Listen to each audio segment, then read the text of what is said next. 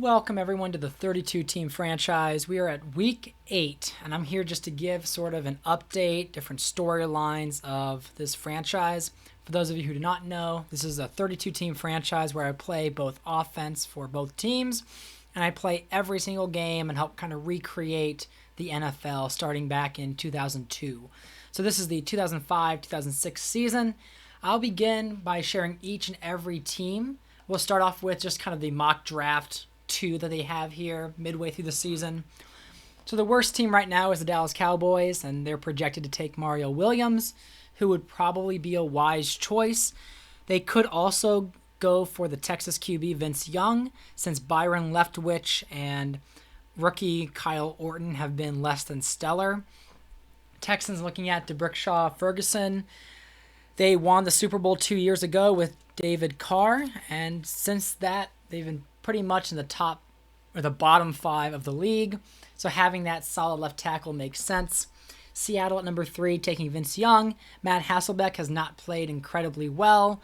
Seattle was a prominent team a few years ago. Last year they took a slump down, and this year they are even further down. So we could see a quarterback change, whether it's Matt Leinart, Vince Young, Jay Cutler. But right now in this mock, Vince Young makes some sense.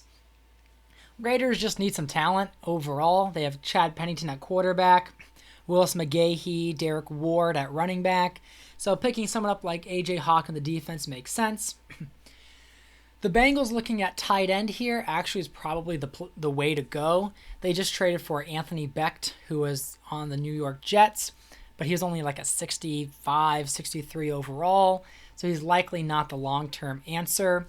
Carson Palmer's working well with Chad Johnson. They just acquired Lavernius Coles from the Jets in that same Becht trade. But they kind of need that boost with tight end, so I could see them taking Vernon Davis. They could also look on the defensive end.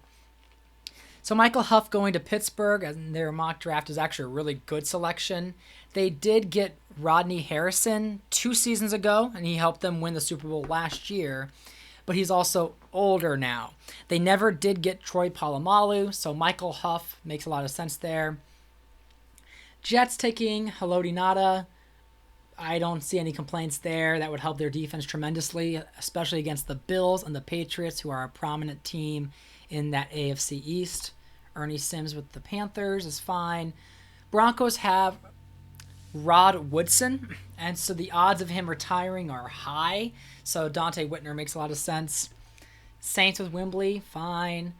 The Washington team with Matt Leinart as their pick here probably makes sense. I mean, Patrick Ramsey has taken the backseat role to Jeff Garcia this year, and Jeff Garcia is playing well, but the team isn't really winning. I could see them taking a new quarterback here. That's not too off. Colts Jason Allen, perhaps. Antonio Cromartie. They already have, Nnamdi Asomugha from the 2003, 2004 draft. I forget which one. So they might go with another cornerback, but we'll have to check and see there. Chad Greenway with the Lions. Tamba Hali with the Vikings. That one may not necessarily happen just because the Vikings drafted Jared Allen last year, so I see Jared Allen taking that starting role as a defensive end. I suppose you can't have enough pass rushers, but not sure if Hawley would be the pick there. Bunkley to the Jaguars. Jay Cutler going to the Ravens. Well, the Ravens have Mark Bulger, and he's led them to the playoffs 3 straight years. He has a chance of doing it again this year. I don't think the Cleveland Browns are going to hold on to the division that long. Cutler could be a decent replacement for Bulger if the Ravens seem like they're not confident with that quarterback there. However, Bulger hasn't done anything wrong to lose. It's just whether the Ravens decide to move on. Holmes to the Bucks makes a lot of sense. They have Jericho Cotchery as their main receiver and David Tyree, so having someone like Holmes would really give Kyle Bowler a real target to throw to. Joseph to the Chargers. Mercedes Lewis to the 49ers, so if they can't get Vernon Davis, it looks like they're expecting them to take a tight end. Bobby Carpenter to the Cardinals. Reggie Bush slipping down to the 22nd pick. I don't see that happening. I think Bush is going to be taken top 5 by some team because of his talent. Also, the Chiefs don't make much sense for that landing spot. They do have Dominic Davis and Tatum Bell, two young running backs who have been doing well for them. They do also have Priest Holmes. However, they might move on from him due to his age. Cargo, Kiwanuka. D'Amico Ryans in Cleveland would be a good choice for the Browns, especially being a 3-4 defense. Ty Hill, DeQuell Jackson being a potential first-round pick with the Titans. Nick Mangold helping the Bills. Deuce Lutui. McIntosh, Manny Lawson going to the Patriots. Then Winston Justice possibly going to the Giants. So that's kind of the mock draft here at week 8. Now I'll go ahead and break down each of the different divisions and kind of the storylines that are going along here. So you can see the standings for the NFC North. We have the Bears leading 5-2, Vikings 4-3, Packers 3-3, Lions 3-4. So with this team, they are led by Rich Gannon. This is his, I believe, yes, this is his 3rd season because year 1 he was with the Raiders, then left the Raiders for Chicago. Last year they won the NFC North, and here they are again, likely or on the trajectory to be the NFC North team, seeing if Rich Gannon can put together some sort of victory. Let's go ahead to the stats here for the Bears specifically. As you can see, he's 9th in passing yards, 25th in TDs. He's got the 31st ranked passer rating. Dillon there with the 8th NFL in rushing, 11th in touchdowns. Keyshawn Johnson's been picking up 5th in the NFL in yards. We can go to the individual ones here. Just kind of see how they've been playing. I know Seneca Wallace with 2 passes.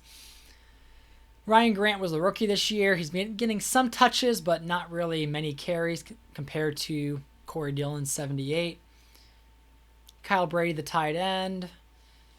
Been a reliable target, but again, he's one of those older 63 overall tight ends. Probably looking to upgrade there. Terrell, Lee Evans probably needs to start picking it up a little bit. Let's see, any blocking relevance here? Colombo with the 5 allowed. You see Darryl Smith with the most sacks for them. Interceptions, Michael Green, Cato June. Let's see some TDs. Just Randall Gay getting an interception touchdown that one game. Kicking, Ettinger is only 6 field goals in 7 games. So yeah, the main storyline there with Chicago is Rich Gannon. Will he be able to take this team to the Super Bowl? Can he win a Super Bowl in his career? So that's kind of the main storyline with Chicago. A lot of veterans from Corey Dillon, Keyshawn Johnson trying to lead the way there. Let's go ahead and flip over to the Minnesota Vikings. So each division here. So yeah, they're led by rookie head coach Norv Turner. I mean, I suppose he's coached before, but even before this gig. And this is the team that should be one of the most dominant considering their talent. So let's go ahead to their stats here. All right, yeah, Dante Culpepper, 4th in the NFL, number 1 in passing touchdowns, has the 9th best passer rating. Ronnie Brown, the rookie, is 6th in the NFL in rushing yards, 21st in touchdowns. And Randy Moss, 1st in both categories and 2nd in receptions. So breaking down more specifically, right, Culpepper with the 22 to 8 interceptions, doing fairly well. Tony Romo had a little bit of play time in that one game. I forget which one it was, some garbage time. But again, I'm waiting to see if Romo will ever get a chance to truly start. We got running back Ronnie Brown, Culpepper already over 100 yards. Not really a solid second running back. I mean, Suggs and Abdullah not getting many carries. Culpepper 4 fumbles. Randy Moss at only 7 games is already 1,000 yards receiving, 11 touchdowns. Vincent Jackson was a phenomenal acquisition in the draft. Already 373 yards. He's had some big plays. Dwayne Bates is still continuing his workload. He was a reliable target before. Kelly Campbell used to be the wide receiver number 2. Dallas Clark is underwhelming. He should be doing better than he is. But I think with all of these great receiving options, sometimes he's not getting the attention he deserves. Blocking anyone, not a few sacks allowed there. Defense, Look at Jared Allen. As I mentioned before, I'm not seeing them really replacing Allen. Maybe they could get another defensive end to put on the left side. Maybe replace Darren Howard.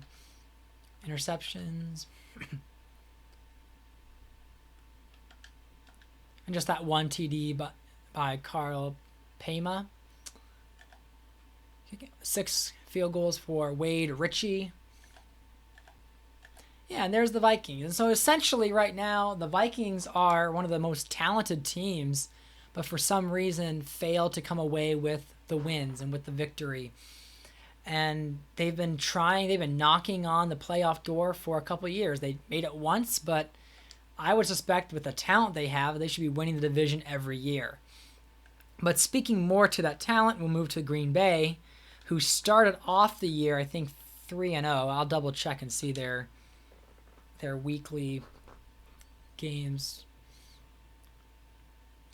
But they were a team that, with Brett Favre, Amon Green, Driver, let's go to the schedule here. When did it start taking a turn? Yeah, they were off to 3 straight wins and then 3 straight losses, right? Losing to Breeze's 49ers, losing to their division opponent, the Bears. They had their bye week. Looks like they'll be facing the Bears again this week for some revenge, some payback. But going to their talent here, or their stats here, let's go to it.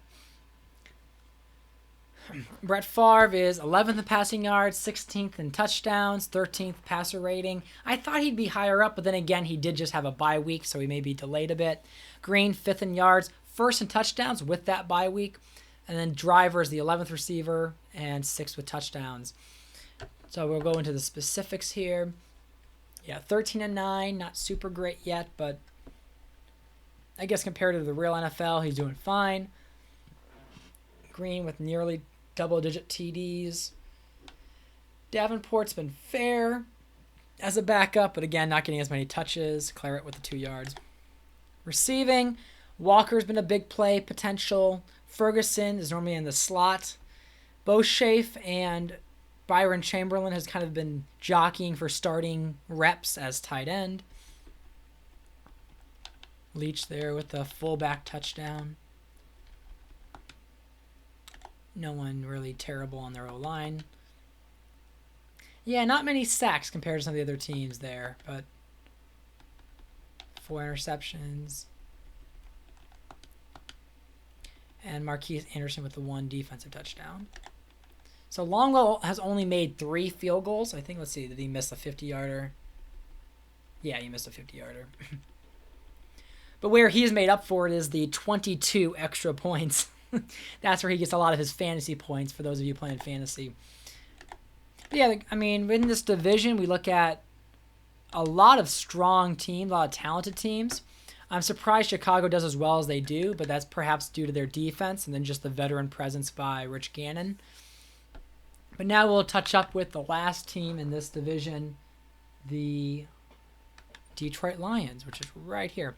Led by Chris Palmer. This is his 2nd season. Palmer, I think, went 6-10 or 7-9 last year.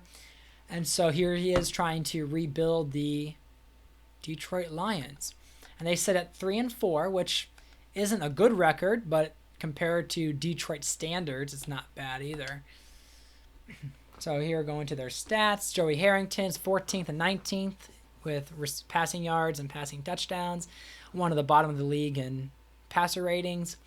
Kevin Jones was the number 1 leading rusher last year, but kind of taking a small step back there. Kellen Winslow, the tight end, 33rd in the NFL, but their leading receiver in receiving yards. We'll go ahead and do a more closer look. So 12-10, a lot more interceptions this year, and that's just because maybe the switch from Madden 20 to Madden 22. Harrington, I'm borderline keeping him, right? The Lions have to make a decision whether they keep with the Joey Harrington, explore another option. They might explore another option since he hasn't really won anything for them. We look at Kevin Jones, 4-11, Justin Fargas doing a good job as kind of the second running back, leads the team in touchdowns, is sort of their power back. Cooper Williamson having a wide receiver rush there. So yeah, Winslow leads the team, but you look at Charles Rogers, who's battled some injuries. Troy Williamson, their first-round pick this year. So they have some talented receivers, or at least allegedly talented. Drew Bennett, kind of the slot guy. Not a lot of sacks allowed, specifically with that O-line, but I'm sure they can improve. There you go. Columbi Edwards, Calvin Pace. Interceptions. McFadden. Let's see, any touchdowns for this team? Yes. And it was Bryant McFadden with the touchdown. Marler, their kicker, 7 field goals on the year. So yeah, a lot of unanswered questions there with Detroit. Honestly, Chris Palmer gave them more wins than their first 2 seasons combined. So they'll likely stick with him for the short term. But Detroit's going to be Detroit. We'll see if they're able to turn their division around. So while we're on the North, we're going to switch over to the division leader for the AFC North, which happens to be the Cleveland Browns, which, shocker, but they're only ahead by 1 game, right? They're 4-3. We've got the Steelers at 2-4, but the Ravens and Bengals 1 game behind them. So if we look at their individual stats here, their biggest improvement is Kerry Collins shooting up to being the 2nd in passing yards and 16th in passing touchdowns. He is sandwiched between Peyton Manning at number 1 and Tom Brady at number 3. His success has been one of the main reasons the Browns are winning. And again, they have Bill Cowher as their head coach over here in Cleveland. Kind of a little fantasy of mine coming into reality. We see Kerry Collins, not the best touchdown to interception ratio, but he is just chucking the ball down the field, great yards. Rookie Charlie Fry from Akron, we see him with 75 yards. He had that big touchdown in garbage time in their last week. We look at running back. Cadillac Williams was injured the first 6 weeks. And Trung Candidate, William Green, were kind of carrying the workload. Candidate has been one of my favorite low-rated players to actually perform really well. So I'm really loving his performance. He's a good dual back. But in Cadillac Williams' first game, he had 2 long touchdown receptions. Maybe if I switch over here, I can show you his stats there. Right, he had 85 yards, 2 touchdowns, a 54-yard long. He is going to be a fun player to add, especially wearing Nick Chubb's number 24. So looking forward to seeing the growth there. We see Andre Davis, Nate Burleson, Quincy Morgan kind of leading the team here with yards. Mark Bruner, who came over from Pittsburgh, has been doing well himself up until his injury. Joe Jurevicius has been that tall possession receiver for them. We go to blocking. Let's see if there's any. Yeah, no one really gapingly awful. We look at the defense here. Kennard Lang is actually 6 sacks, which is really impressive on his part. As for interceptions, we see Stanford Routt and Dalen McCutcheon, 2 cornerbacks, both with 4 interceptions. As for TDs, they have not had a defensive TD so far. Phil Dawson is over there with 22 extra points, kind of like Ryan Longwell. They've been scoring touchdowns with 7 field goals made. Browns looking to be very impressive. However, we're going to see how much longer they can remain first place in this very tough division. This was a division last year that had 3 teams with over 10 wins. Browns were not one of them. So switching over to our second place team here in the North. Let's see, which one was that? That was the Ravens. They were the ones being projected to take Jay Cutler. I'm not sure they'll do that, but anything is possible in this reality. Yeah, one of their main successes being the Ravens has been their defense, and I've tried to keep it that way. Let's go ahead to their stats here so we can kind of a better overview. Again, making the playoffs 3 straight years. They just haven't been able to do on the playoffs. See, Bolger's 8th in passing, 6th in touchdowns with a 27th passer rating. Chester Taylor's been an adequate running back. They got rid of Jamal Lewis this past offseason. And then Travis Taylor, quite frankly, is a dynamic scorer for them. I will go to the individual team breakdown. We look at Mark Bulger, 17-14, kind of like that difference of 2 to 5 touchdown to interceptions is very common so far in this league. Lorenzen's not had a chance to throw a ball, but I don't think he will. Chester Taylor and Warwick Dunn are sort of a dual back. However, Chester Taylor gets the majority of the carries and most of the touchdowns. Not really any other running back taking the lead there. Travis Taylor is a burner, so he tends to be their big play receiver. Malcolm Floyd, honestly, I think he should be doing better than he is, but he is reliable when he's out there. Peter Warwick, Todd Heap, doing fairly well as well.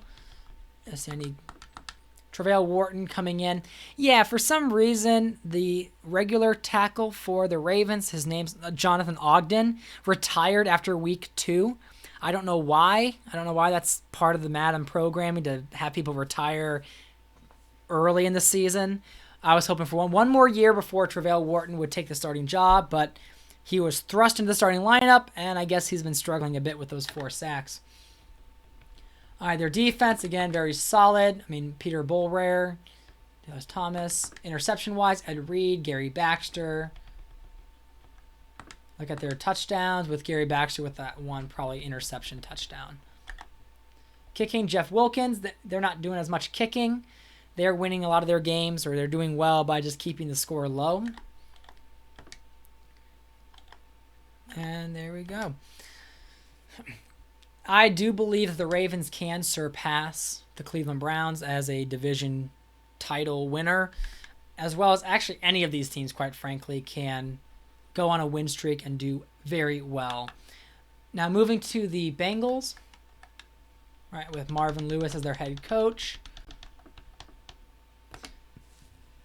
Yeah, ignore all the headshots there. We know they're wrong. Now the Bengals are similar to like the Minnesota Vikings, right? They've got all this talent. They've got their quarterback in Carson Palmer. They have a solid running back in Eddie George. Oops, sorry, I didn't mean to the schedule. Let's go back to stats. But they are seeming to have a hard time winning this season. I guess they're going up against the Browns this week, and maybe they're able to surpass them with this game. I mean, Palmer's 10th and 13th.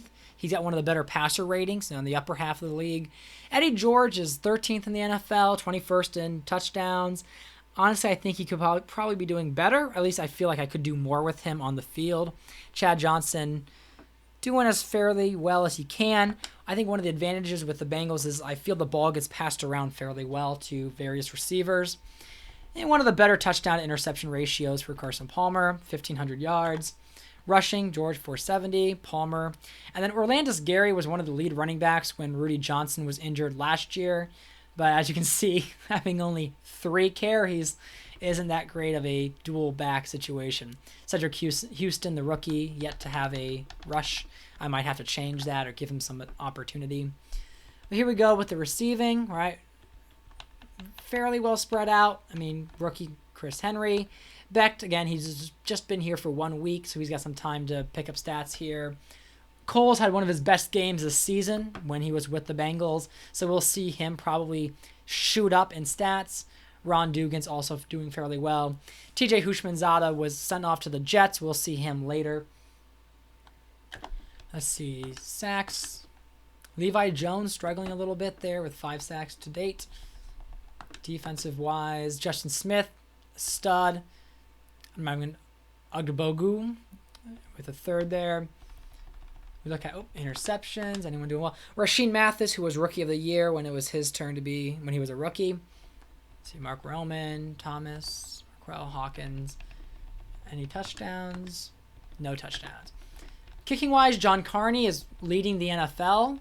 I know he's got 11 field goals attempt made. He has 17 extra points. Anyone playing fantasy football, he's the number 1 kicker in fantasy points. So yeah, they are a solid team. Tight end's been a weak point. They might want another stud receiver as well. If they want, I mean, maybe a decent slot receiver to help Coles and Johnson. Maybe a younger running back to kind of fill that void Rudy Johnson left them with. But now we'll move on to the Super Bowl champions and one of the weaker teams in the league for some reason, the Pittsburgh Steelers. Yes, they are still rocking it with Lovie Smith as their head coach, right? So he ended up filling in for when they let Bill Cowher go. An unprecedented Steeler move.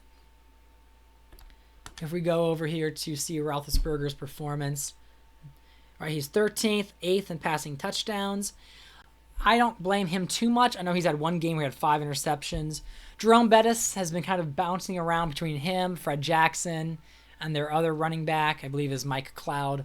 Hines Ward is still top-notch. He's their main receiver. The deeper dive here, we look at 15 touchdowns, 11 interceptions. He was doing well, but he's had some bad games that led to so many mistakes. Jerome Bettis there, not doing as well as he should be, but then also he is an old guy. Let's see, how old is he now? He's 33 years old, so he's on that tail end of his career. Fred Jackson and Mike Cloud are kind of also vying for maybe that starting role. Fred Jackson more so than the others. Steelers' Hines Ward is their top receiver. Donald Lee at tight end has been doing well. Pinkston was the leading receiver last year. He's not having the same spark this year as he did before. Randall L. Angulo. Some running backs there. Nate Washington might get some more opportunity coming up here. Kind of playing fourth fiddle there to Ward, Pinkston, and Randall L. Sacks, that's where maybe they're struggling the most, is both their tackles allowing 12 sacks combined. Maybe we fix that offensive tackle for Pittsburgh coming up this offseason. Then looking at their defense, only 2 sacks, which I can't say bodes well for them. All right, James Harrison and Foot. Their interceptions, Ferrier. Yeah, I was expecting more from their defense, and seeing these stats is showing that they're really struggling here on the defensive front. Not as powerful as we'd all think they should be. Kicking, Jeff Reed with 6, about 16 extra points. Yeah, they're not performing as well as they should be, especially in their Super Bowl slump year. But we'll see if that changes as we progress through the season. Again, a lot more games to be played. Yeah, not sure the Patriots are going to be the team that stops them. But speaking of the Patriots, we'll just go ahead and move over to New England to get kind of an idea as to where they are and start our AFC East overview. Obviously, the Patriots still have Tom Brady, right, working the New England strategy for success. But again, they're tied with the Buffalo Bills, who have been one of the more prominent teams in the AFC East, winning a Super Bowl 3 years ago. If we break down the stats here for the Patriots, we look at Tom Brady being the 3rd in passing yards, 3rd in passing touchdowns, 5th in passer rating. Obviously quite elite. Curtis Martin is 2nd in the NFL in rushing, 8th in rushing touchdowns. And then Deion Branch is doing fairly well with receiving touchdowns, but that's because the ball is being passed around fairly well with great receiving options. So Brady's touchdown-interception ratio is 10, so he's doing fairly well more than the other quarterbacks in the league. Curtis Martin, I think Brady's stats would be so much more devastating if it wasn't for Curtis Martin, but I'm allowing the Patriots to have a solid running attack, and this was probably the best addition they could have had. He was brought in, I think, 2 years ago to give them that real offensive weapon at running back. Terrell Davis is just kind of filling in every now and then. Cecil Sapp, not really impressive there. Receiving, Branch, Berrien, Daniel Graham at tight end, Patton Burris. They just traded for Corey Bradford from the Houston Texans. He was instrumental in their Super Bowl run, just adding more depth to this team. Blocking, let's see. Yep, they did a fairly good job blocking for Brady. Now their defense, if you look at Seymour, taking the lead there with sacks. Interceptions to Bucky Jones. I don't even know who he was. Champ Bailey, Henderson, all with 4 interceptions, with Nick Collins, the other free safety, coming in with a lot of picks. And you look at this defensive backfield, Law, Bailey, their linebacking core, Thomas Davis and Henderson. They're a top defense here to watch. Oh, and let's see. Oh, I forgot about their touchdowns. Let's see. How are they doing? No touchdowns so far. Adam Vinatieri, again, 26 extra points made. That's huge. 6 field goals made. I think the one weather game they had, he missed a long field goal.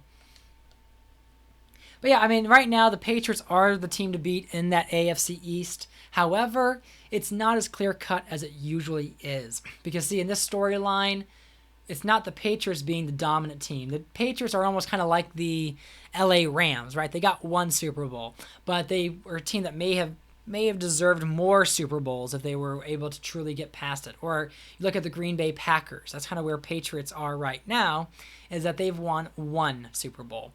Whereas Buffalo now has won a Super Bowl 3 years ago, have consistently made the playoffs, and are possibly closer to a dynasty than the New England Patriots are in this reality. And they are still coached by Greg Williams. We look at some of their stats here with Drew Bledsoe. I mean, right now he's middle tier, 8th in yards, 13th in touchdowns. We see Travis Henry is kind of sharing the role with Foster, who was kind of on a practice squad. I don't know why he was there, but the Bills ended up taking him up with some injuries. And we see their tight end, Ben Watson, sort of leading the way for the Bills. So right here we see a negative touchdown-interception ratio with Bledsoe, so he's struggling this year, where normally he's been doing much better than that. He sits there at 33 years old, so he's at the twilight years. Ragone and Orlovsky are likely not going to be his heirs to Buffalo. Travis Henry and Deshaun Foster, as you can see, both doing fairly well. That balanced rushing attack between the two of them is one of the reasons they were so successful this past couple of seasons. They might only stick with one running back moving forward, so one of them might be gone in the next year or two. Receiving, Ben Watson's their number one target. Toomer is the explosive target. As you can see, 8 touchdowns there. Price and Reed. But then after that, it kind of diverts. Jay Reimers was the Super Bowl MVP 3 years ago. So we'll see, kind of taking that backseat to Ben Watson. As for this, no real prominent issue here. As for their defense, we see 5 from Osi Umenyiora, one of the best draft picks they could have taken, and that was when they won the Super Bowl. Look at Coy Wire with leading the interceptions. And then touchdowns, they had 1 from Ahmad Brooks. Not sure that was an interception touchdown or if maybe he... Yep, it was. He didn't recover a fumble. Josh Brown there with 5 field goals, 12 extra points. And we kind of round off the Buffalo Bills. So it's likely going to be a 2-team race there with the Patriots and the Bills for the AFC East title. Heading off against Pittsburgh, they have a good chance of winning. But then again, last year, I think Pittsburgh beat the Patriots. So we'll see another division matchup now coming up with the Dolphins and the Bills. If we go to the Dolphins now, this is a team that had a stellar defense, and they're also, I feel, very talented. I think they were also a team that had over 10 wins and missed the playoffs last year with, I think, an 11-5 season, missed the playoffs. So here we move into the Dolphins. We see McNair, 21st, 7th in passing touchdowns. Ricky Williams, not really impressive there. I mean, he's had some seasons being in top 5, but not this year. Michael Jenkins, 18th and 7th. So McNair struggled a bit, only a difference of 1 between touchdowns and interceptions, only 1,400 yards, sacked 12 times. Running backs, again, I mean, McNair's almost catching up to Ricky Williams, kind of showing the struggle he's had this year. Pierman, Cobb, and Washington aren't really offering much support there as running back 2s. As for receiving, we see Michael Jenkins, the first-round pick 2 years ago. Also, Bryant Johnson, the first-round pick 3 years ago, trying to help their team. Jenkins being more of the stud. We see Murphy, Curry, and no one else really stepping up here on the receiving end. Randy McMichael doing his job at tight end. Sacks, okay, Manua in his 3rd year with the most sacks allowed. On the defensive end, Ogunle leading there with 4. Mike Patterson doing fairly well. Let's see, interceptions, Brock Marion, the old guy, the old veteran. He actually retired in Madden 20, but then when I came back to this year and had to redo all my rosters, Brock Marion's there, 35 years old, still leading his team in interceptions. As we go, next man up is Sam Madison. Touchdowns, we see Arturo Freeman coming away with probably a pick 6 for this Miami team. Only 2 field goals for Mayer and 19 extra points. So we see them scoring touchdowns, not really kicking field goals.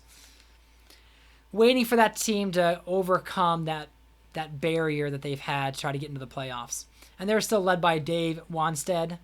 And we'll see if that continues in the future. Next, we're going to go to the New York Jets, who had the first overall pick last year. They're with rookie head coach Mike McCarthy, who came over from the Saints. Saints, a dynamic team. I don't know how they do it, but probably mostly Deuce McAllister. As we look at how Alex Smith is doing in his rookie campaign, we see that he's 7th in passing yards, 8th in passing touchdowns. They're 3-4, and they didn't start off too great, but he's kind of turned it around these last few weeks. We see Lamont Jordan kind of rounding off the top 10 there, and Santana Moss being a top 8 receiver, both in yards and touchdowns. So Alex Smith, 15 and 11, a little bit more interceptions than you'd want, but he's a rookie. We'll see if he's able to keep that momentum going. Lamont Jordan's killing it, 508 yards, 4 touchdowns. We see Brandon Jacobs, the rookie, trying to get him more carries, but of course, Lamont Jordan is kind of taking the main workload there. And then no real Montgomery's not doing anything this year. Receiving is all Santana Moss. We see Mark Clayton also carrying through with 368 yards, 3 touchdowns. TJ Houshmandzadeh, most of those stats came from his Cincinnati days. However, they traded away Lavernius Coles, so Houshmandzadeh, rookie Roscoe Parrish, and I think there was another rookie. Let's see, who was it that I wanted to have more attention? Oh, Mark Clayton.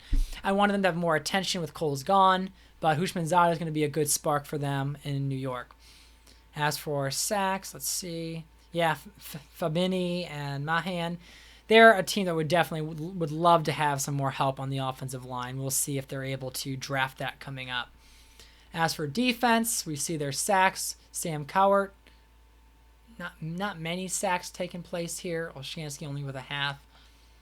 Kerry Rhodes, the rookie, is leading the team with 4 interceptions. That makes a lot of sense. Delta O'Neal kind of coming through there as the other cornerback. No touchdowns on their defense. We look at their kicker, John Hall, 6 field goals, 19 extra points.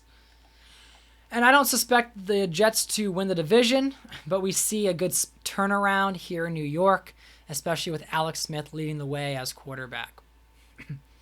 So we'll hop over from the AFC East to now the NFC East, and the leading team in the NFC East is a tie between the Giants and the Eagles. So we'll start with the Giants because they are number 1 ranked.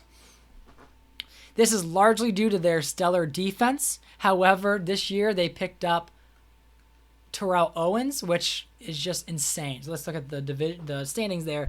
Right, yeah, 6-1, 6-1, and then the Redskins and Cowboys are 3-4, and Cowboys, we'll talk about them in a bit. Not great for the Cowboys so far. We look at the stats here for the Giants. Matt Schaub is kind of taking the role of the game manager. You can see 5th in touchdown passes. That helps with Terrell Owens. Tiki Barber's a top 10 rusher, maybe 21st in rushing touchdowns. It's kind of being shared. And Terrell Owens is the top 5, top 2 receiver, as you would expect Terrell Owens to be. So Schaub, he's got about 6 touchdown interception ratio, 1,400 yards. Really doesn't need to do much work. I mean, he's got so many options, so many weapons, and on such a good team that he really could win the Super Bowl leading this Giants team forward. Tiki Barber's 530, Jamal Lewis there with 180. Lewis had more of a role last year when Barber was down with an injury. I might try to get Lewis some more carries, but as of right now, it's been the Tiki Barber show. As for receiving, Terrell Owens is doing what he should be doing, just lighting it up, 9 touchdowns already. He's the go-to receiving option. Michael Clayton is kind of the backup, kind of the second string option. Shockey also doing his job at tight end. A few stats there. As for blocking, all right, yeah, they're doing a fairly good job protecting him. Pettigout has been bouncing around the league a little bit, but kind of a reliable left tackle. On the defensive end, again, we see Ryan Clark. Sacks, Cornelius Griffin. And now, where is he? Looking for the big man, Michael Strahan. He's been injured most of the season. And so he's out for 3 more weeks. So they're 6-1 with Michael Strahan battling injuries all year. He was the MVP a couple years back. So for a defender to win the MVP is a lot. We look at their interceptions now. Will Allen taking that lead. Chris Gamble doing well in his sophomore year. As for TDs, no one has scored a touchdown yet, which is surprising. But maybe when Strahan comes back, they'll force some more touchdowns. Bryant only 1 field goal, which I didn't even realize he only had 1, but 21 extra points. Giants tend to not kick field goals and score touchdowns. So they're the team that are likely going to be one of the number 1, if not the best wild card team, depending on how the Eagles play. But I foresee them going into the playoffs and going deep into the playoffs like they did last year. But now switching to the other 6-1 team, we look at Andy Reid and the Philadelphia Eagles. Again, Donovan McNabb is with a high-powered team. On paper, they're not always that good, but for some reason, they play really well in Madden. I'll show you McNabb's stats here in a moment. We can see him with 17th overall in passing yards, 3rd in touchdowns, 4th passer rating. Westbrook has been battling with Deuce Staley for some reps, but now he is the sole starter of this team after Deuce Staley was traded away. So we'll go ahead to the deeper dive here. All right, Jake Plummer bounced around the league. He's the backup here in Philly. He's got the 13 differential between touchdowns and interceptions. Westbrook, 331 yards. I see that picking up. Darren Sproles, the rookie, getting more options now that Deuce Staley is gone. And McNabb has been doing fairly well rushing on his own. So we see Thrash, Mitchell, Chad Lewis. I've been having a difficult time incorporating Heath Miller as well. So we see Lewis and Miller both with 4 touchdowns. Normally Chad Lewis gets to start, but I try to get Heath Miller into certain plays. Miller is the future, and I'm probably underutilizing him. Terry Glenn was just traded as kind of another option for receiving. He was very frustrated in Tampa Bay, so that with that low morale, gave him a new change of scenery.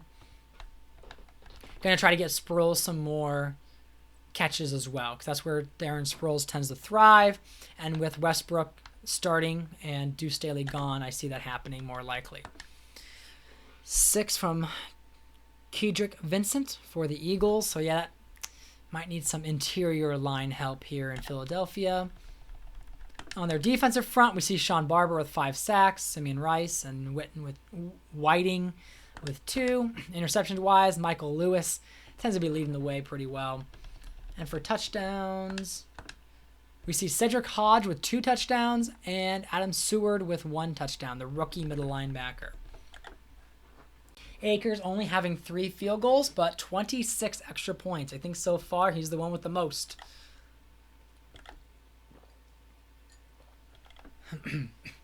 So yeah, it's going to be a 2-team race there in the NFC and between the Giants and the Eagles. I think it's Chicago and the Rams are 5-2, so kind of 1 game behind each of those teams. Both are stellar teams and both have the talent to go all the way. Eagles had the 16-0 season 4 years ago, or my first season. But we'll see. I mean, obviously no one's doing that this year because I think everybody has a loss and every team has a win, so no undefeated. As for the Washington team, we see Jack Del Rio is in his, I forget if it's his first year or second year. For some reason, I think it is his second year. Gave Patrick Ramsey the chance, but then this year we've started with Jeff Garcia. Sitting there with their record of 3-4, we see Jeff Garcia 6th in yards, 19th in touchdowns. They've been bouncing around with different running backs, from Moats and Watson. We see Rod Gardner, who has explosive capabilities, kind of in that upper half of the league, or the bottom half of the league, and if you look at 32 receivers. So specifically, Garcia has more interceptions than touchdowns. He was thriving in Arizona, just not winning games. But he is trying to do it here in Washington and just coming up short. We look at rushing. We have Moats. We have Watson. Cartwright, I'm surprised. I think every time I've run with Cartwright, there's always been a holding penalty. Garcia there with 125. They're using their rookie Moats more, and I plan to do that because, again, Watson, he's still young. He's in his prime, but they're probably going to be looking elsewhere. In my other Madden 20, he was superstar dev, but since I've switched over, he's just now mediocre, so that flame has kind of gone out. We look at Gardner and Thompson leading the way here with yards. Des White, who came over from Chicago, doing well, but not lighting it up like Gardner and Thompson. The tight end Shanko doing his part. They traded Will Carswell and they traded him to the Seattle Seahawks. We'll get to that in a moment. But Carswell is one of those. He's a 33-year-old tight end, old, 61 overall, but just very speedy, very elusive. And where they were at, I traded him away just for a draft pick. So Shanko, who is the younger option, gets his opportunity to start. Blocking, we look at sacks here with Samuels at left tackle. Defense, we're looking at LeVar Arrington doing swell. Tommy Harris with some sacks. Interception-wise, no one really taking the trophy there, but several with 2 interceptions. Moving to touchdowns, we see Brodney Poole, the rookie. Yeah, the Browns ended up getting Sean Taylor in 2 years ago's draft, and so the Redskins now pick up Brodney Poole in this year, and he's doing fairly well for them. We look at Nate Keating with 5 field goals. He was a rookie last year. Face is a little bit messed up. 17 extra points. Right now, the Washington team is just not primed to get into the playoffs. I don't see them overtaking such a challenging division. When you have to go up against the Eagles and the Giants, they just don't have it. Their overall's not there. Their team ranks aren't there. So I'm not expecting them to really be prominent. As we see, they're on a bye week this week. Now we get to view the worst team in the league, the Dallas Cowboys. They drafted Byron Leftwich in the 2003 draft, and that hasn't worked out well. They have bounced around from using Leftwich to Orton, and now they're likely back using Leftwich. They won their first game against the Seahawks. Now they share the record of 1-5. They're 1-5, and the Cowboys are 1-6. So we can see right there, Steven Jackson, a solid running back, just not getting the opportunities he needs to be that prominent running back. However, Braylon Edwards is doing his part, being the second receiving wide receiver in the league. As you can see here, oh my gosh, these are the first time I'm seeing these stats because I haven't really checked up on it. But you see Orton with 5 to 12 interceptions and Leftwich 4 to 12. Let's just say they're going to find another quarterback. They do have Brad Johnson on this team. I might switch over to Brad Johnson, but then again, he's just so awfully old. Let's see, he's 36. I don't think the Cowboys are going to go to Johnson this year just because they're probably going to ride out anything left from Leftwich and Orton. Steven Jackson has been suffering this year. He was one of the top rushers last year in his rookie year. Just can't mimic that kind of success this year. Edwards is the biggest surprise. He was one of their top picks. They needed that strong receiver. They weren't able to sign Owens or one of the top receivers, so they ended up going with a rookie. And then Troop is their next option with 139. Corbett is reliable. I mean, he just doesn't get as many catches, maybe because the quarterbacks suck. Kenyon Rambo was one of the best receivers on their team last year. I started using other options this year, and maybe I need to start going back to him. Maybe that's one of the successes that I'm missing on this Dallas Cowboys team. We see Khalif Barnes in his rookie year having a rough outing with 6 sacks allowed so far. As for their defense, again, only, that's 4 sacks. There's a 0.5 there. Oh, Gilden was on their team. That's one of their defenders that they traded away. John Lynch, the old man, leading their team here with interceptions. Roy Williams, also up there, more of a younger option. No defensive touchdowns. Not surprised by that. Billy Cundiff, 1 field goal, 12 extra points. This is a team that's not even getting in field goal range. There's a team that's just turning the ball over constantly. So as you can see, the Cowboys are most likely going to fire Bill Parcells. Parcells came in after Dave Campos after year 1, and I see them moving on to have a new coach coming up this year.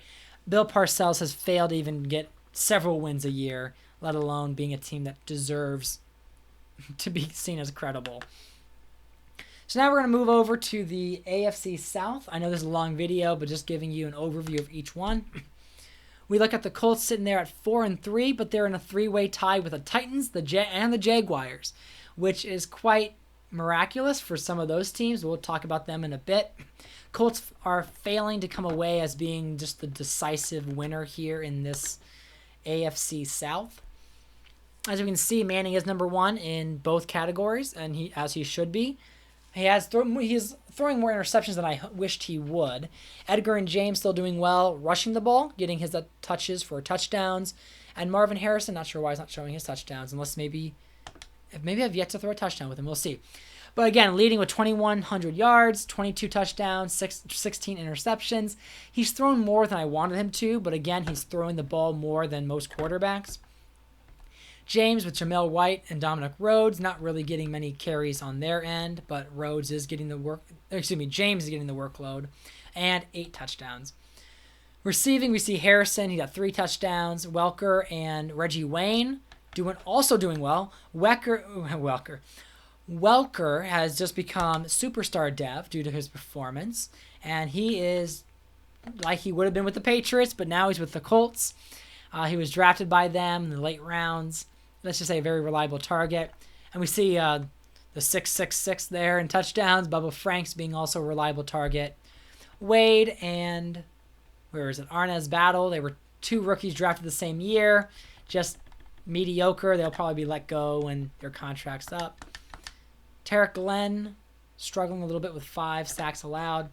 As for their defense, we see that Derek Burgess was a great addition for them. They do have some decent talent there with Brock and Freeney, but when we look at Burgess as being a good pass rusher, he's been doing his job. Interceptions, Bashir, Fox, Aeneas Williams coming out of retirement. That transition from Madden 20 to Madden 22. Drayton Florence has the 1 touchdown for their defense. Nugent only has 1 field goal, which surprises me, and only 9 extra points. So it feels as though I've been doing a lot of 2-point conversions with this team. They haven't been scoring as much as I thought they would be, or at least getting those extra points. But again, the Colts, they were the top team last year, and they just failed to beat the Steelers. I believe it was they lost the Broncos, which was a surprising upset. But they should be the team to beat, but they might not be based on how they've been playing. They're kind of mediocre compared to some of their other division opponents. Now we're going to jump all the way down to the Titans here, who are led by quarterback Phillip Rivers, sticking with Coach Jeff Fisher. They started out, I believe it was 3-0. Maybe they were 4-0. I'm trying to remember. I don't know if I'm having a feeling they were 3-0. We can double check that right now. Yeah, they were 3-0, and they ran into the Bills and the Eagles, right? 2 top teams. Beat Pittsburgh, and then they got crushed by the Colts this last week, 35-0. Rivers doing an excellent job in his sophomore year. I know his rookie year was off to a rough start, but that has since been corrected in this year.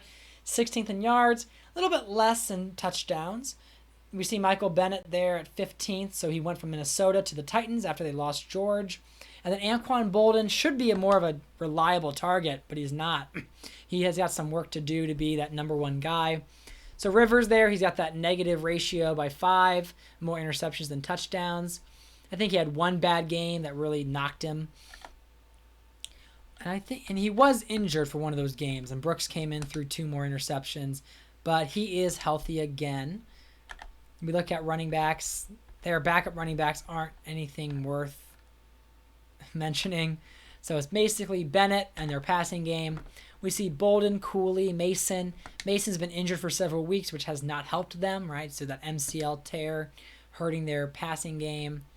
We see McCarron's, Dyson, Roydell Williams trying to take the lead there, but Bolden needs to pick it up. He's been one of their weaker links, that top tier receiver that needs more work. A lot of sacks being allowed. We see Shelton and Olsen needing to pick it up there on the tackles. Javon Kearse been the main source of strength on their defensive pass rush. We see Hinesworth and Kevin Carter as well. Interceptions, Lance Schulters, I guess, is leading their team with 6, and Samari Roll with 4. Touchdown-wise, they have 1 from Lance Schulters. I guess if you get 6 interceptions, you're bound to return 1 all the way. Nedney with 4 field goals and 9 extra points. They really have the potential to be prominent again. They won the division the first year with Steve McNair, winning the tiebreaker against the Colts. But since then, they had some injuries with Steve McNair, which is why he left. And then they've been working with Phillip Rivers as kind of their newbie. Now we'll move to Jacksonville. seeing where Jacksonville stands here, this midseason report. Kevin Gilbride was the offensive coordinator for Buffalo, and after winning the Super Bowl and being such a prominent team, he got a chance to be the head coach for Jacksonville. They're off to a 4-3 start, which is kind of miraculous. They are led by David Garrard, as they never drafted Byron Leftwich. We see Garrard not doing so great this year. However, he's been a top quarterback with some yards. Fred Taylor has bounced around between him starting and Cedric Benson getting some handoffs. And then Roy Williams is their number one main receiver. We'll go ahead and showcase that in a bit. David Garrard has that 15-7 ratio, which is, if you've seen my other players, is pretty good. Only 7 interceptions. So he's one of the better ones managing the game, not turning the ball over. Maybe where he's struggling is that 5 fumbles. But we see Taylor and rookie Cedric Benson. Again, Benson was supposed to be a top-tier running back, so he's kind of balancing it between Fred Taylor and himself. And I'm surprised, too, that Fred Taylor does not have any rushing touchdowns. That's news to me. Whereas Benson has the 1, and then Spencer Need, the fullback, had that 1 run for a touchdown. So it looks like they're going to have to work on that rushing attack to get some more touchdowns. Roy Williams is their stud, so they end up going with him instead of Reggie Williams, where the Niners ended up getting Reggie. The Jaguars had the 3rd overall pick and got Roy, and I think he was a good selection for them. Joey Galloway, who is like the 5th receiver in their depth chart, ends up being their 2nd leading receiver. Wycheck was a former Titans tight end, came over, and has been reliable. They just traded for Ike Hilliard, who was frustrated with the lack of attention in New York. We see Courtney Roby, the rookie, working his way. Tyrone Calico is someone who should be getting more attention, but I haven't been using him as much. He's got 95 speed, and perhaps he'd help the Jaguars kind of take over instead of being tied for first in their division, maybe take the lead. And we see a few more attention there. Rookie Alex Smith, tight end. He hasn't really been getting any touches. As for their defense here, or their offensive line, their sacks, led by Kwame Harris, who was supposed to be their blindside blocker of the future, but I'm questioning if that's going to hold true. As for their defense, Jeff Ulbrich is leading the way with 6, and John Abraham, who I'm trying to remember where he was before. I think he was with the Falcons, I believe. But he is someone that had all these different places to go, and he chose Jacksonville. The way I do free agency, I give several teams on top players, and I give them the same points, so the free agency points, and then let the player decide where they go. And he chose Jacksonville. We see Marcus Stroud also doing well. We look at interceptions, Jesse Armstead. Not really a true leader there in interceptions, and no touchdowns. Mike Hollis with 16 extra points. We're looking at maybe 6 successful field goals there. Just kind of a placeholder kicker. I think he's older, 33. Yeah, I mean, you take what you can get with kickers these days. And as we see, nothing special with their special teams. But yeah, the Jaguars are outperforming. They have a winning record for one of the first times in a while. And Kevin Gilbride could be accredited for that reason. So now we move to the former Super Bowl champions from 2 years ago. And the 1-5 Houston Texans. Now, this is a team that I think should be playing better, but for whatever reason, that switch over from Madden 20 to Madden 22 has not been kind to them. We see in their stats there, David Carr is 28th in pass yards, 30th in touchdowns. He was the Super Bowl MVP, so it's hard to really move on from him so quickly. Running backs have been a carousel, and we'll get to that when we go to the breakdown. And then Chambers, who they acquired from the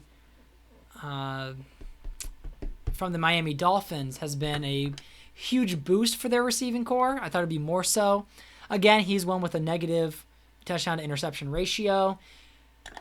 We see running backs. Chris Perry has been injured for the majority of the season, and he was supposed to be their main back. Willie Parker is kind of taking that workload, and he is the better running back, as we know historically. Jonathan Wells, the veteran running back. We see a veteran, but with 26 years old. They're kind of bouncing around as the starters. Even LeBrandon Tofield getting some attention. Receiving, Chambers is doing what he's supposed to be as their lead receiver. Corey Bradford was traded away to the Patriots because his morale was so low. He had one of those challenges and he did not succeed. Billy Miller, a reliable tight end. But then there's Gaffney, Zuriel Smith, and I'm trying to get him more attention because he was one of those, I think he was a 7th round pick, but he had some talent that I wanted to kind of soak up.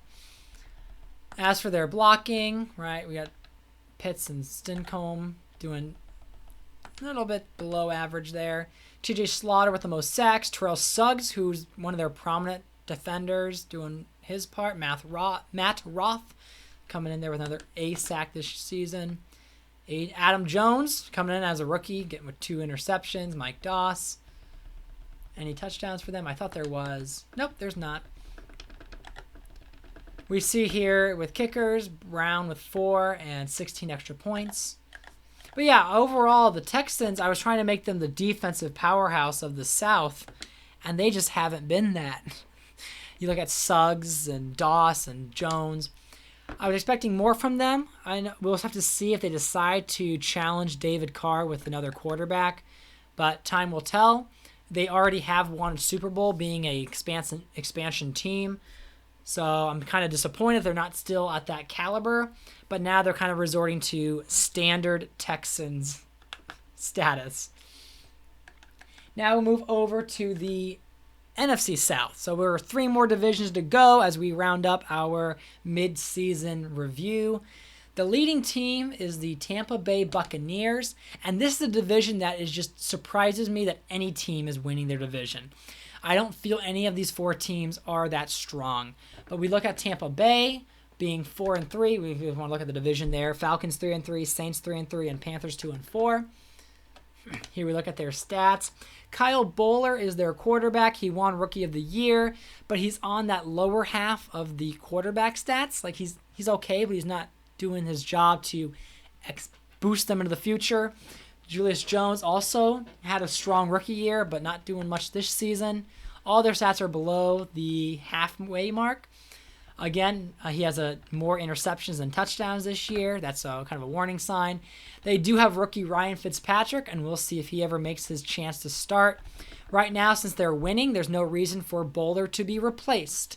But if they start to take a dive or if their division starts getting more competitive, they might see an insurgence of Ryan Fitzpatrick taking the lead. Jones there, only 1 touchdown. They just acquired Deuce Staley from the Eagles in kind of that trade to get rid of Torrey Glenn. Mike Allstott actually doing a fairly good job as the fullback. I mean, he's tied for most touchdowns with the guy they just acquired who hasn't done as much this season. Dan Campbell, their tight end, leading the way. We see Cotchery, Tyree, Sean McDonald acquired in the Eagles trade.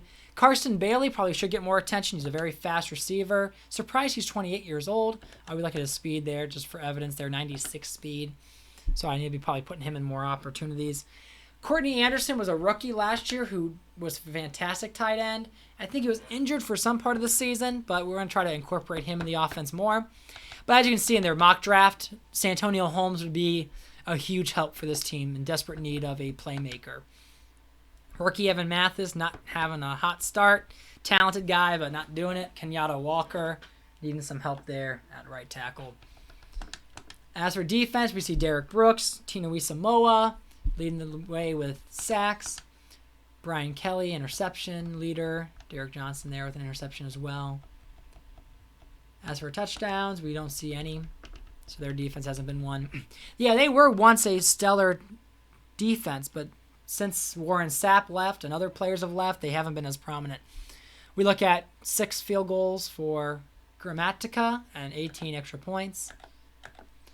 So yeah, this is your leader for the NFC South, but they're not as impressive as they could or should be. A lot of parts there that need to be fixed. They're still led by John Gruden. He hasn't retired yet or stepped away.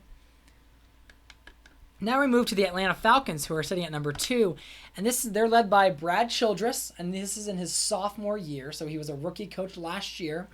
Tried it with Michael Vick, but Michael Vick just wasn't working for him. He had 3 different quarterbacks. It was Josh Harris.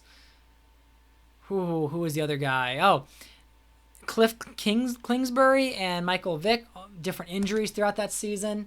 But they decided to go a different direction with their quarterback. Since Brad Childress worked with It was the offensive coordinator in Philadelphia. The storyline there is A.J. Feely joined him as the starting quarterback in Atlanta. And then he's also joined by the rookie Jason Campbell here in Atlanta. You see Larry Fitzgerald as being probably the most prominent, iconic player on the Falcons. To break it down here, we see A.J. Feely surprisingly winning a 500 season, right? 3-3. He is 14-15 with touchdown to interceptions. He is doing what any mediocre quarterback like Matt Flynn from the Packers, who went to the Seattle Seahawks, or Kevin Cobb or Derek Anderson, right? The backup quarterback getting a chance to start. That's kind of A.J. Feely. Jason Campbell is one who we'd expect that could get the starting job at some point if the season goes a little south for them. Josh Harris, he was a decent quarterback in Madden 20, but he's only, I think, a 49. He's a 50 overall here in Madden 20. I've been kind of scared to use him. He might get a chance to play somewhere else because he did play well before his injury last year, but I don't see him starting anytime this season. TJ Duckett is taking the role for Marion Barber, who's the rookie that got hurt. Ernest Graham has been around for a couple seasons and has been a reliable third running back. Obviously, Larry Fitzgerald leads the way. We got Bethel Johnson, who was a receiver in there. It was Bethel Johnson and where is it? Kelly Washington were two rookies in the first offseason trying to give Michael Vick more receiving options. But they're kind of mediocre wide receivers. They've done their job, but again, not to the level of Fitzgerald. Lehman is getting some roles there, some catches because of some injuries. Crumpler, veteran tight end. Reggie Kelly doing their job. We see blocking Jordan Gross, that right tackle, who is intended to be the blindside blocker for Vic. Doing a good job not sacking Feely, so Feely doesn't have that excuse. Patrick Kearney, Dwan Edwards, Robbins with 2 sacks each. Adam Archuleta and Bobby Taylor. Bobby Taylor, man, this veteran that they acquired from the Eagles has been phenomenal for them. I mean, just those a lot of interceptions. This defense has been just terrorizing quarterbacks. As for touchdowns, they haven't had a pick 6 yet, but I'm sure with their tenacity, they'll get there. And then we see Jay Feely. So we have A.J. Feely at quarterback and Jay Feely at kicker. 5 field goals made and only 15 extra points. Honestly, the Falcons have a chance to win this division. I mean, I said I'm not confident in the Buccaneers. I think that the Falcons have a chance there. I don't know if A.J. Feely is going to be a Super Bowl winning quarterback, but he's kind of that journeyman quarterback, maybe giving Jason Campbell some more opportunity to grow. Next, the third team, and this has been the division winner the past several years, has been the New Orleans Saints. They're still led by Jim Haslett, losing Mike McCarthy, offensive coordinator, to the Jets. They sit at 3-3 as well. When we look at this team, they're led by quarterback J.P. Losman. He was I think he was the rookie of the year. It was between him and Matt Schaub last year. But Deuce McAllister has been the main reason they've been successful. Number 1 in touchdowns, 4th in yards. If it wasn't for Deuce McAllister, I don't think the Saints would be as strong as they are. J.P. Losman has been doing his job as a game-managing quarterback, but he's not the solid quarterback leader that you'd expect. There he is, 500, 10 touchdowns, 10 interceptions, 1,200 yards. We look at McAllister leading the way there at 566 yards. They do have Chris Brown, who his career's taken a dive being on in my reality because he's not getting as many carries due to McAllister. But when McAllister is hurt or when I need a solid rush, as you can see, he's averaging, yards per carry. Where is yards per carry? What? Oh, he's averaging 5.2 yards a carry, which is what you definitely want from a backup running back. Now Joe Horn leading the way there.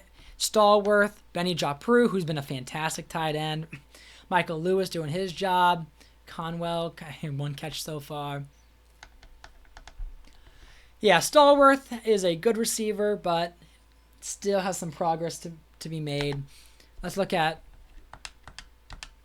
our blocking there. No one glaringly awful. As for their defense, we see Mobley with 6. We see on interceptions Marcus Coleman, Sammy Knight, and no touchdowns. As for kickers, we look at Stover with 28 extra points and only 1 field goal this year with a 50-yarder. And that's because a lot of times they do score their touchdowns when they're in that other side of the field. So the Saints, history would dictate they'd win the division because that's how they've been pulling it off these past few years. But time will tell. Again, Buccaneers still have a shot. They're the ones with the game ahead. And now we'll move to the last team here in the South, which is the Panthers.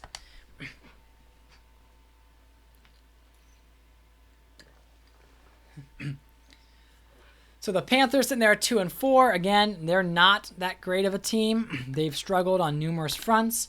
Quarterback Jake Delhomme has got them to the Super Bowl 2 years ago, and they lost to the Houston Texans because of the fumble. If you don't know what I'm talking about, go look up that Super Bowl, and you'll be amazed at how that Super Bowl ends.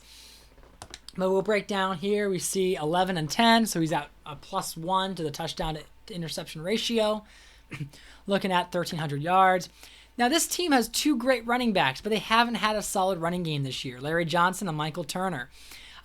They were a dual running back threat when they made it to when they followed after being in the Super Bowl, because again, it was Larry Johnson and Ricky Watters. Then they kept it alive with Larry Johnson and Michael Turner. But 3 touchdowns on the year between the two of them. They need to really improve on that. Teo Johnson's a solid tight end. They acquired Eric Moles in the offseason, who's been doing his part. Steve Smith also doing very well. I forgot if he was injured or not, or if he just may have not been getting catches. Devery Henderson, the rookie last year, not getting as many touches this year, but mostly due to just weak and subpar QB play. David Stewart, the rookie right tackle, has been their glaring error on the offensive line, so he's got some things to learn. DeMarcus Ware, the rookie, he's him and Peppers. If you look at that, that's a dynamic duo there on the defensive front. But I guess it's not doing enough for them to be a over 500 team. Mike Minter, Justin Fox, Ahmed Plummer, and no defensive touchdowns. Kicking, we have Shane Graham with 6 and 12 extra points. I'm not seeing the Panthers being much of a threat moving forward. Their storyline is likely getting a quarterback in the offseason, so we'll see if they draft someone, maybe Cutler, maybe Vince Young, maybe even Matt Leinart. All right, we won't know. But I think Jake Delhomme's time is probably close to ending, and they don't really have much of a free agent option to replace him. Now we're going to move into our last 2 divisions on the West. We'll finish up going with the more exciting teams here in the West with the NFC West St. Louis Rams. The Rams were the high-powered offense last year, one of the number 1 teams. Here they are looking to be a top team again, only going up against the Giants and the Eagles with that 6-1 and the Chicago Bears 5-2. So they made the Super Bowl but lost to the Pittsburgh Steelers. So we'll look at some of the reasons why they're so good. We see Kurt Warner, although he's in the lower half of the league, his team is doing their part to win. So we look at the running backs there with Marshall Faulk with the 11th ranked and 6th in touchdowns. Torrey Holt looking at as his main receiver. Again, they have a lot of receiving options, so that's where their receivers aren't top tier because of the spreading that's happening. Warner has a +2 in touchdowns, still single-digit interceptions. And this is what would have happened, I guess, if Kurt Warner was not replaced by Mark Bulger. Marshall Faulk still kicking it, even though he's only 30. He's still 32 years old. Still a prominent running back, 7 touchdowns. Stephen Davis there as the number 2. Not doing as many carries with him as Faulk tends to continue with that workload. Torrey Holt, Isaac Bruce, Jason Witten, Troy Edwards, even Darius Watts, right, a rookie last year who was later round pick, doing his part to helping this team on offense, spreading the ball around. On the blocking side, I don't recall him getting sacked that often. Yeah, Warner is pretty protected. When we look at their defense, we see Leonard Little, Antonio Smith kind of leading the way, Robert Griffith playing a part there in the defensive backfield, Crocker, Herring, Fisher with some of the top interceptions. Touchdowns, none. Mike Vanderjagt, the Colts let him go in order to get rookie Mike Nugent, but Vanderjagt is 9 of 10 with 19 field goals. He got that 54-yard long. And they're the team that are likely going to be a Super Bowl contender again. They made it last year. they can beat the Giants, they can beat the Eagles, they can beat the Bears, right? They've got all these opportunities ahead of them, and Warner is that solid presence for this team. So they lost to the Patriots in their first Super Bowl 5 years ago, or maybe it was 4 years ago, before I started playing, and they were able to make the Super Bowl again, only losing to Pittsburgh. So here's a fun team, the Arizona Cardinals. Now, the fact that the Cardinals are 4-3 make absolutely no sense. I did not expect them to get this far. Let's see the change here. Hold on. And they're led by Romeo Crennel. So Romeo, since Bill Cowher was the coach of the Browns, the Patriots defensive coordinator takes on his rookie year as the Cardinals coach. So with that, they are 4-3, right at the cusp of the division. Michael Vick was signed. However, he got injured in his very first game, so they traded for Trent Green from the Chiefs. And Green is in that second half of the league, but he didn't play every game of the season. We see Thomas Jones and Andre Johnson playing their role as the team leaders. So here we go. Trent Green had one game where he had like 5 or 6 interceptions. It was a pretty rough outing. Michael Vick will return as the starter when his injury is up, which is in 1 week about with that ruptured disc. Now, Trent Green has been helping them win games since his injury. And John Navarre, again, was not going to be the answer, so they traded, and that was the best trade they could have done to keep them in the playoffs. Jeff Garcia helped the Cardinals always have a winning season or close for a playoff berth, but was never able to get that win. Running backs, Thomas Jones at 400 with 4 touchdowns. Travis Minor was brought in to be a good backup, but hasn't done anything since. Andre Johnson is kind of a cheat code, right? He's just so dynamic, an easy person to throw to. David Boston also doing his part on the team to get touchdowns and big plays. Freddie Jones at tight end and McAdley. They've got some decent options here for receiving. And I don't know if they have what it takes to surpass the Rams, but they definitely have the potential opportunity to do so. Maybe when Michael Vick comes back, they'll have that explosive running quarterback. Or Trent Green may have been the answer they need, and they should stick with Green. So I have to make that decision coming up. We see Vanden Bosch there, 1 interception, 3 sacks. Corey Redding, also a huge factor for them. Several dual interceptions for these players, and then their touchdowns. They have 2 touchdowns. They're Ellis Hobbs and Jordan Babineau. We look at our kicker, 4 field goals, only 9 extra points. And Scott Player there, the old man, veteran, punter. But yeah, the Cardinals, I mean, we'll see. I don't know if Trent Green is their answer, that they should just stick with him as he leads them to a potential playoff berth, or if they go back with Michael Vick and they do their thing. They were losing the game with Michael Vick, so we have to see if Michael Vick will be that explosive edge or if he's more of a deterrent. Next, we move to the San Francisco 49ers, and they've made the playoffs. They've bounced around a bit. They still have... Actually, no, they have a new head coach. They had Steve Mariucci, but they drafted Rex Grossman in the 2003 NFL draft, right? And he was supposed to sit behind Brad Johnson. He was supposed to grow. And then the year he was supposed to start all the way, he was injured, so Brad Johnson got the start. And so he never really had a good shot. But what ended up happening was, during this year, since the Chargers drafted Aaron Rodgers and Brees was not doing much there, the 49ers made a trade for Drew Brees. And so Drew Brees right now is doing well in passing touchdowns, can use some yards, but we'll see if he's able to transform the 49ers into the prominent team they could be. We see rookie Frank Gore being a top 8 running back, and then Muhsin Muhammad, an acquisition after losing Terrell Owens, take on that leading receiver role. So we see Drew Brees with a 6+ touchdown interception ratio, 1,400 yards. Grossman had the first 2 games of the season, right? 6-3. Wasn't bad, but it was pretty obvious he wasn't going to be the answer. Gore, 513, 7 touchdowns. Jamal Lord, who I guess was a safety in this reality, in Madden 22, and I moved him back to running back because he was a decent running back, number 2 in Madden 20 for the 49ers. We'll see how this continues and if Brees can truly shape this team to be a winner. Muhsin Muhammad taking on T.O.'s role and doing it fairly well. Reggie Williams, the rookie last year, trying to be that worthy not number one overall, but first-round draft pick. Eric Johnson is that tight end. And again, We saw them looking at getting Mercedes Lewis in the mock draft, or even trying to get Vernon Davis. They could use a tight end option, that explosive receiver. Ty Street's a decent option there as kind of like a fourth string wide receiver.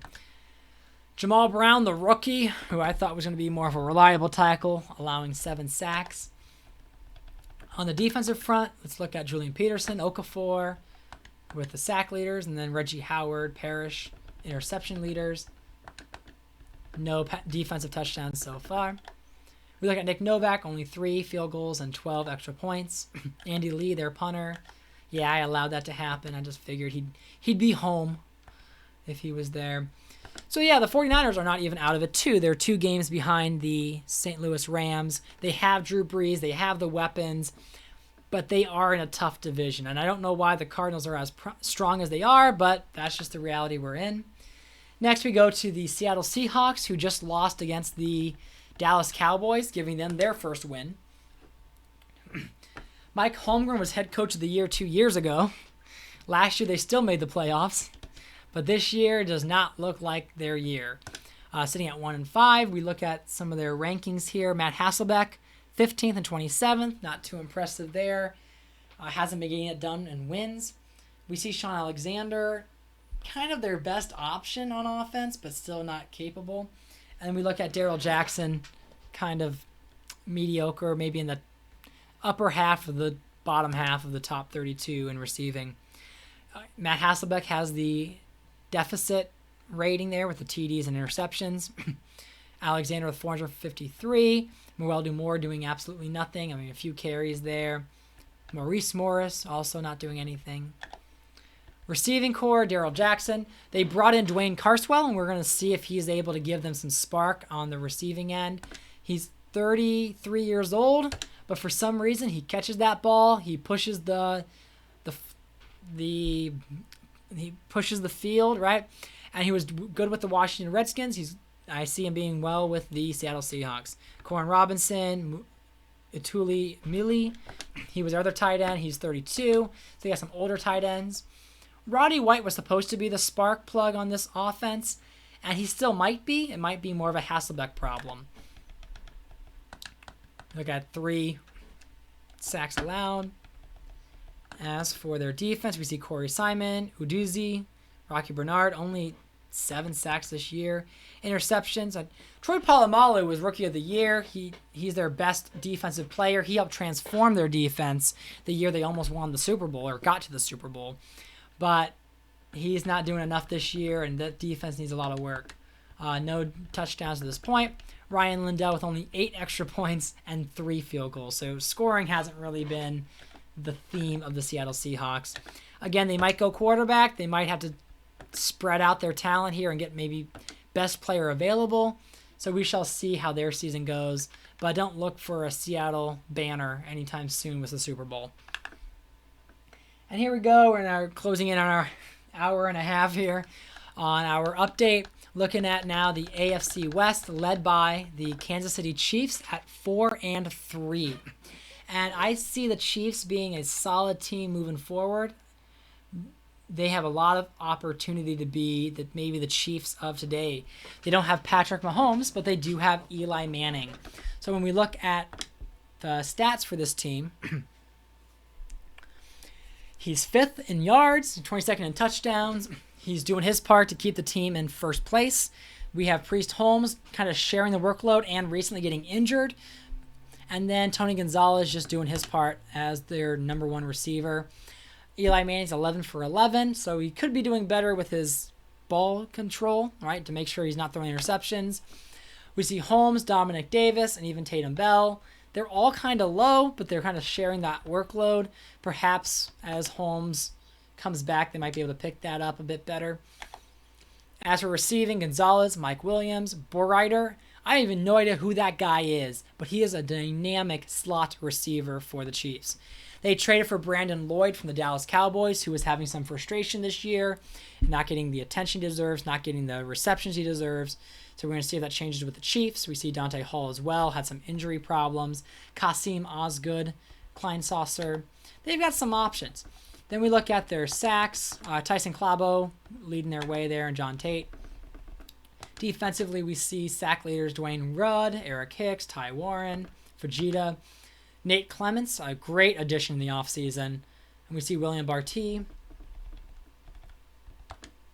And then we see no touchdowns on their defense. Nicholas Seta, who is a young guy. Let's see, what's his overall? Only 65 from Notre Dame. He's got 3 field goals and 6 extra points. Chiefs, I mean, as I said, I have a favorable view of them. I mean, right now they're led by Dick LeBeau, who is the former Bengals head coach. I might have him retire at the end of the year. I don't see him staying around too long. But with a winning record, there's no excuse really to let him go. But right now they're in the battle between the Chiefs and the Chargers. Now the Chargers were led by Drew Brees the first couple games, but when the San Diego Chargers drafted Aaron Rodgers with the 3rd overall pick, I knew that Brees' time was done.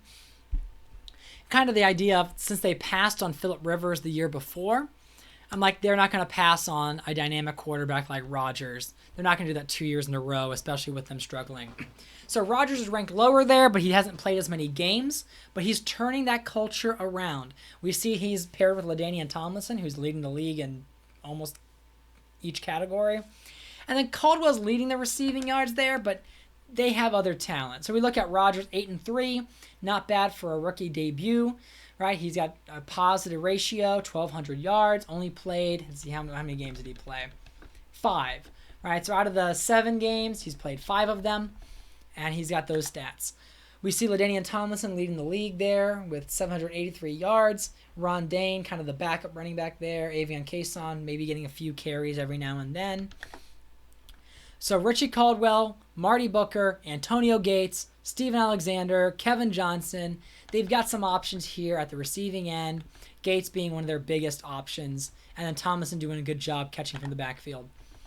As for sacks, we see no real glaring error there. A few allowed, but not anyone to blame.